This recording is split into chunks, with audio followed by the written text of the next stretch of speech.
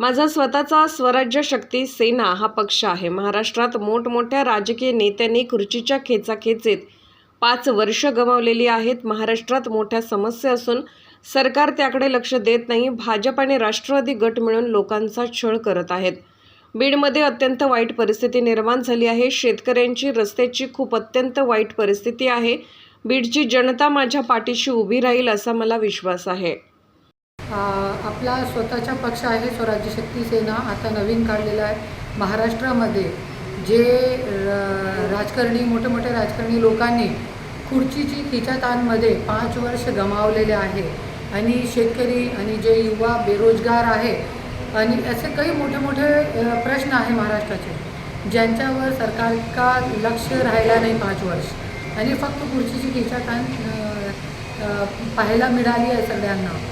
असंच आज जे राजकारणामध्ये सध्याची परिस्थिती आहे, सगळ्यांना माहीत आहे की BJP आणि राष्ट्रवादी एकत्र आहे आणि जे शरद पवारजीची राष्ट्रवादी आहे आणि अजित पवारची जे राष्ट्रवादी आहे, हे दोघी एकत्र आहे आणि हे फक्त ED-CDचा खेळ चालू आहे आणि एक मोहरे जे आहे सगळ्यांनी बिछावलेले आहे आपले आणि BJP आणि राष्ट्रवादी मिळून लोकांचा छळ करत आहे, लोकांचे मतदानाचा छळ करत आहे, लोकांची मानसिक स्थितीचा छळ करत आहे.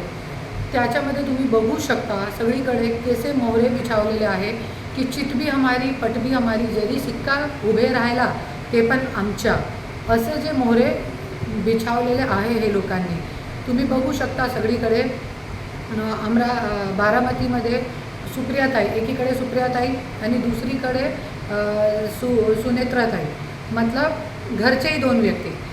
आपला लातूर उस्मानाबादमध्ये पण तुम्ही बघू शकता नवरा BJPमध्ये आहे, ज्या महिलाला तिकीट भेटलेला आहे ते राष्ट्रवादीची आहे, मतलब चिट भी हमारी पट भी हमारी, सिक्का खडा वो भी हमारा. और बीडमध्ये तुम्ही बघू शकता पंकजाताईला तिकीट भेटलेला आहे BJPमधून. तो जे शरद पवार साहेबांची राष्ट्रवादी आहे त्यांचे राष्ट्रवादीकडून बजरंग सोनवणेला भेटलेला आहे.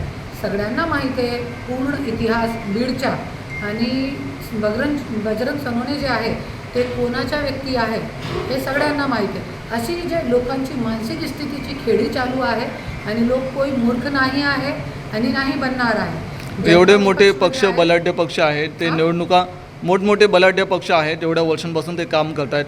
मग आपल्या पार्टीला यश किंवा कॅन्डिडेट कसे निवडून येतील, काय सांगेल? 100% बीडचा इतिहास आहे. नवीन लोक ज्या वेळे काकू